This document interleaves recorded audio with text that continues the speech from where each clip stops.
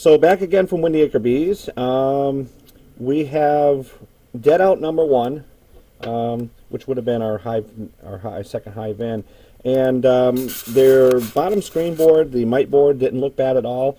Low population of bees, definitely, but in looking here at the mite count, for about 400 bees, 1, 2, 3, 4, and I'm looking around. I think there's 2 more there, but that's it. So so that being said, I'm going to rule out mites being the issue with the Deadout for number 2.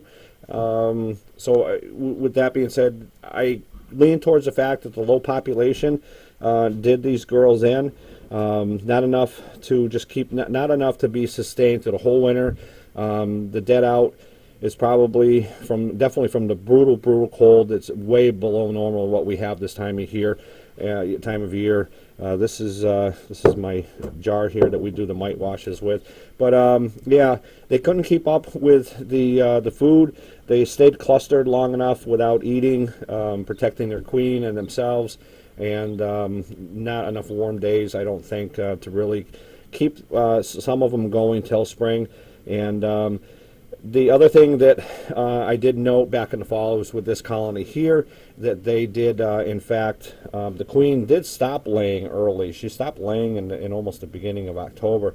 I did try to get her going again with some protein powder and some 1-to-1, and they just didn't work to get her going again. So she was a swarm also, so I'm not sure how old she was. I mean, she could have been up there in age, 3-4 years old already, and just slowed down her laying. So so basically I have ruled to the fact that after checking these frames down here as well, I found no mites on those frames, no abnormalities or anything inside of the comb at all. This comb will be ready to use again here in about a month, and I've ruled that colony number 2 that was dead out was from mites. I'm going to give that the number 1 reason. Secondary population. Maybe if they had a stronger population, they could have kept the mite loads down themselves, but definitely mites had something to do with it. And on our first colony here, I don't consider mites being an issue.